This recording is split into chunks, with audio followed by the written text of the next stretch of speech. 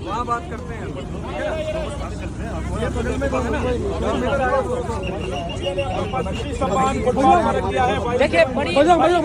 देश में एक बार फिर भारतीय पहलवान बजरंग पुनिया चर्चा में आ गए हैं।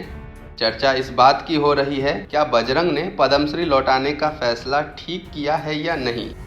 दरअसल बजरंग पुनिया ने शुक्रवार को पद्मश्री लौटाने का फैसला किया। वह पीएम आवास के पास पहुंचे और जमीन पर अपना सम्मान रख दिया। इस दौरान बजरंग की आंखों में आंसू थे।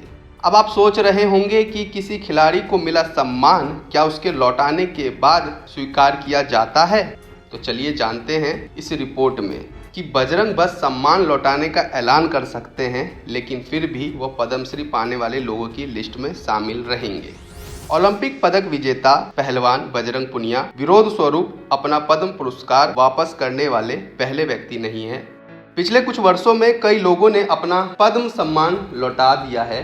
हालांकि औरों की तरह बजरंग पुनिया भी पुरस्कार विजेताओं की लिस्ट में बने रहेंगे, क्योंकि इस सम्मानित पुरस्कार को लौटाने के कोई प्रावधान ही नहीं है। TOI ने अपनी एक रिपोर्ट में एक अधिकारी के हवाले से कहा, पुरस्कार विजेता किसी भी कारण से पुरस्कार वापस करने के अपने फैसले की घोषणा कर सकता है, लेकिन पद्म पुरस्कार में ऐसा नियम नहीं है। बिना कारण बताए केवल देश के राष्ट्रपति द्वारा पुरस्कारों को रद्द करने की अनुमति मिल सकती है। अधिकारी ने आगे कहा, पुरस्कार विजेता का नाम राष्ट्रपति के निर्देशों के तहत बनाए गए पद्म पुरस्कार पाने वालों के रजिस्टर में तब तक बना रहता है जब तक उसका पुरस्कार रद्द नहीं हो जाता।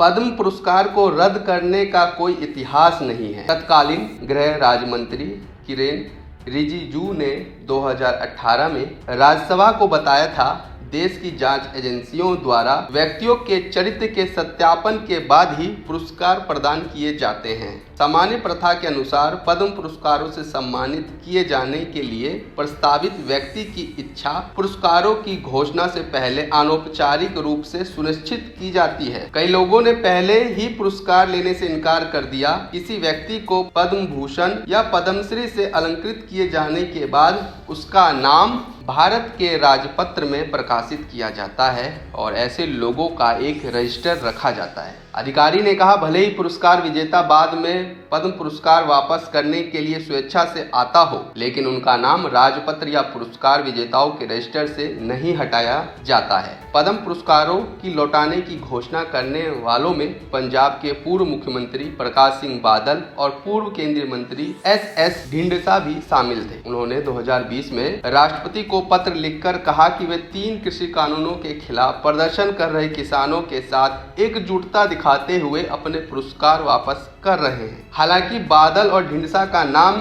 अभी भी पद्म पुरस्कार विजेताओं की सूची में शामिल है। इस वीडियो में बस इतना ही। देश की ताजा तरीन खबरों के लिए आप देखते रहे लोकमत हिंदी।